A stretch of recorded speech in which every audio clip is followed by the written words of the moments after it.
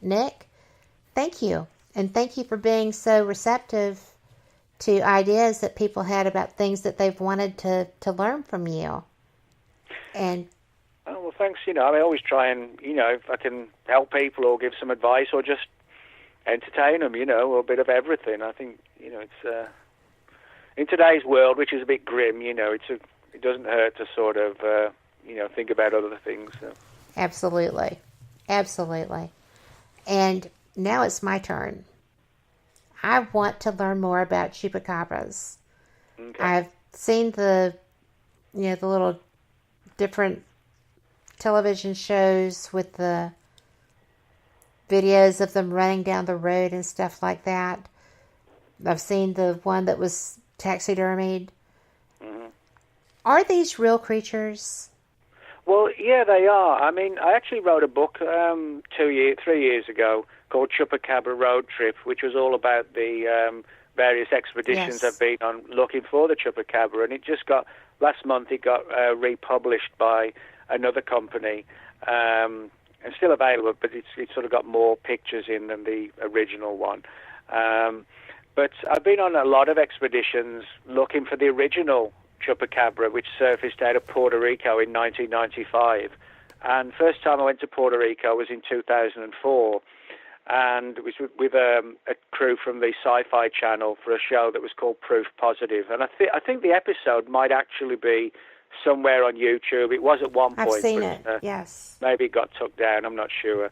But I've been on a lot of expeditions to Puerto Rico and around the US and Brazil and a few other Central America places like that, Mexico, looking for these creatures. Now, it gets a bit confusing because there are two types of chupacabra. There's the original one on Puerto Rico, which is described as like a two-legged creature with this sort of like a row of spikes going down its head and neck, and sometimes bat-like wings.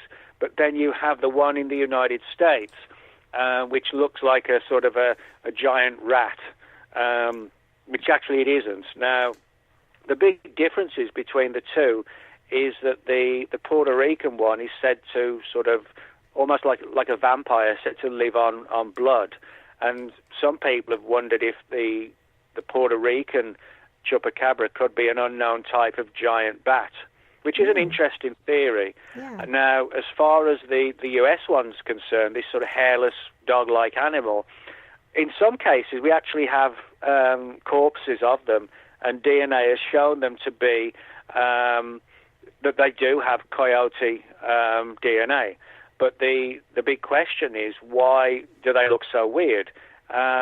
Now, veterinarians have suggested that it could be mange, which is a condition which causes the animals to lose their hair. Right. But usually they lose their hair in like tufts, so there's like hair here and there's none there and there's some there and there's none there. And they get very irritated and they scratch themselves to where they bleed, and then infection sets in and they get sick and ill and they die. I guess the closest analogy for us would be like when, as a kid you get chicken pox and you're just itching all the time, It's kind of like that.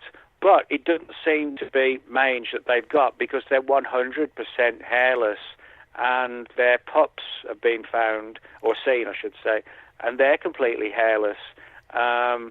So it's almost as if, for reasons we don't know, there's a spontaneous physical change occurring in coyotes in the US all across the country.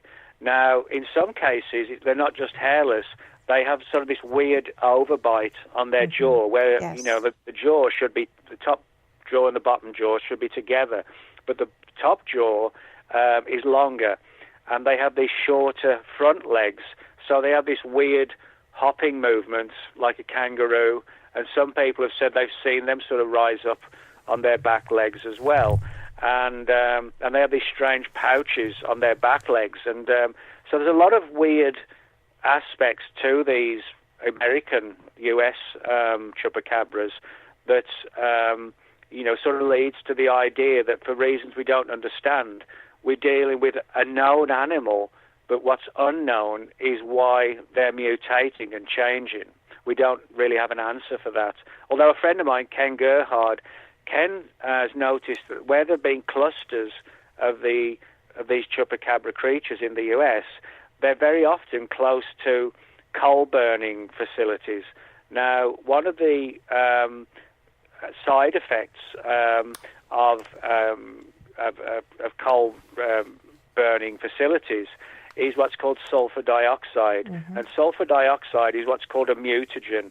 And it's basically a mutagen. If it gets in your bloodstream, in your body, and particularly like for a pregnant woman or a pregnant animal, it can cause massive changes, genetic changes to the creature or the baby. So Ken has wondered if it could be something along these lines, that like mutagens are getting into the food supply, the water supply, and quite literally changing these animals.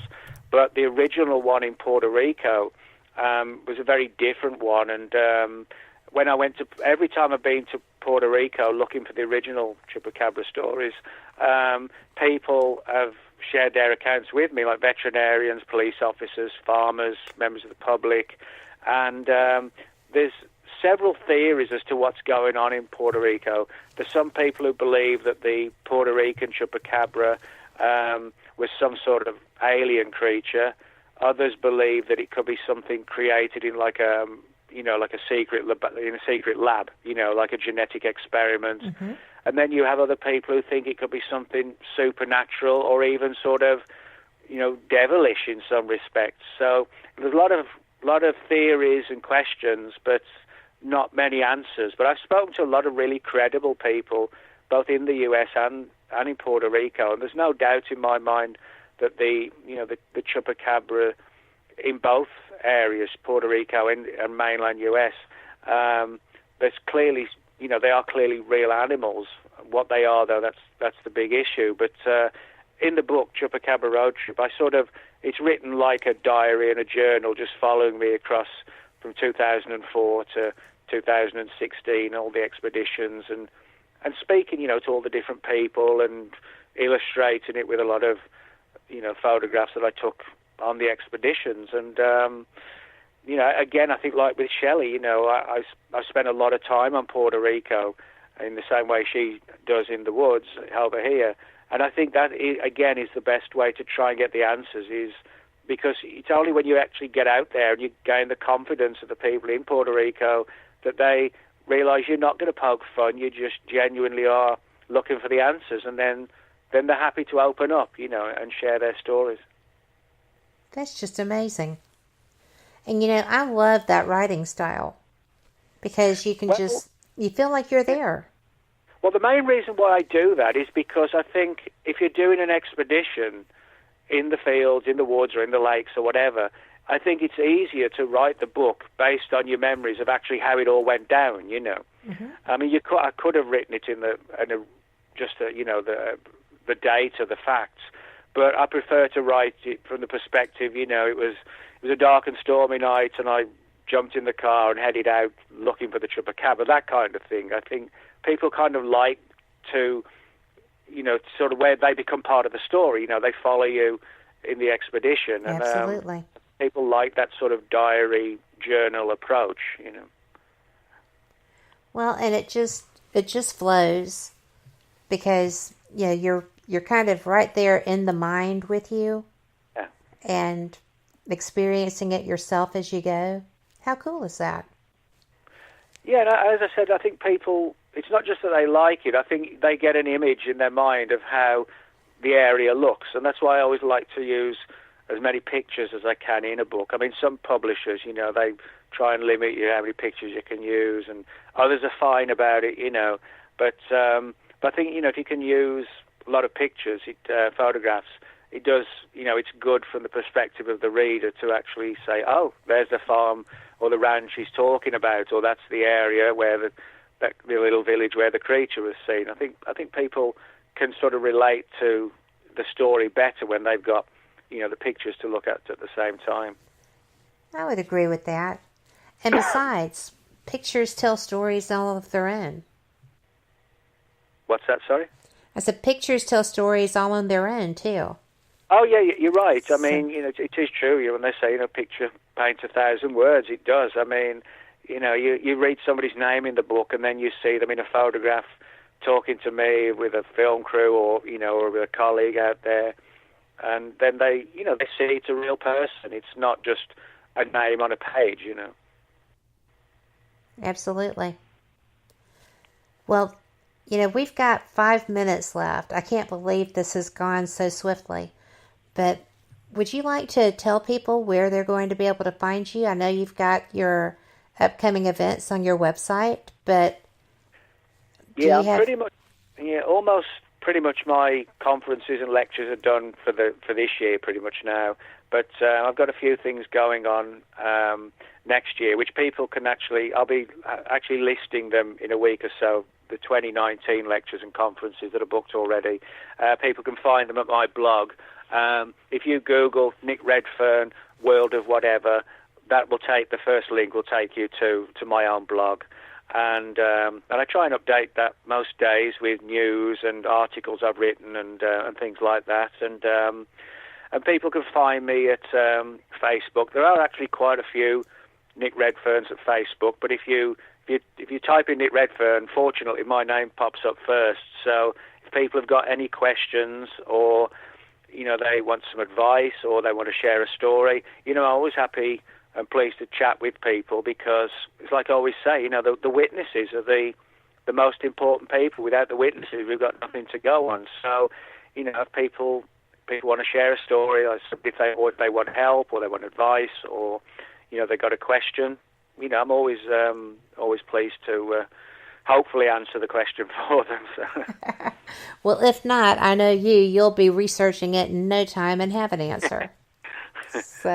And there'll probably be a book about it. There might be, yeah. I don't doubt that for not 1 second. I have just so enjoyed this, and the people in chat are like, we can't wait till you come back. So, I mean, I've actually got a new. You mentioned the conspiracy book in next, but I've actually got another one out in January, which is like a full-length history. All of Area 51. It's like a full-length book all about Area 51. Oh my gosh! Yeah, how did I miss that? What do you have the title? It's called Area 51. I like a really original title, Well, that's fantastic. And thanks. That one will be out. I think it's out on January the 2nd, something like that. So, but copies you typically do kind of sort of creep through a week or two early. Amazon get them early, and then they put them on sometimes a little bit early, and so. But it probably will be round about the January mark when it'll surface. So. Well, my husband will be cringing, so it's so funny because he's like, "Who's your guest this week?" Because I saw that we had some, book activity, and little does he know I buy the books like months in advance, so that's okay. But he's gotten used to seeing your name come across the screen. Oh. And I am just so appreciative of you taking the time and giving so much of your time to me and my listeners. I enjoy doing it, and I think it's important to sort of give something back to the readers as well. I don't really have much time for these. So there's certain, not that many, thankfully, but some people in ufology and cryptozoology, big egos, and they don't want to spend time with people. They want to do this and do that, or go back to the hotel room. But I feel that if someone is going to buy my books, and spend their money, and they come along to a conference, then it's only right for me, to hang out with them and have a good time, maybe, sort of chatting at the book table or a beer at the bar or whatever. I think, and I don't do it out of duty. I do it because I enjoy hanging out with people and getting to know them and, see what they think about this book or that book. And, we just have a good time. And I think that's, that social aspect is as important to me as the research. You want to be able to leave the conferences making new friends and having a good time, but also learn stuff as well, I tell you what, that's my favorite aspect of doing what I do, is the opportunity to learn from people like you. Thanks. I'm fortunate. And that being said, we are out of time. Thank you so much, Nick, for joining me. And thanks, Kat. Thank you. when you're ready,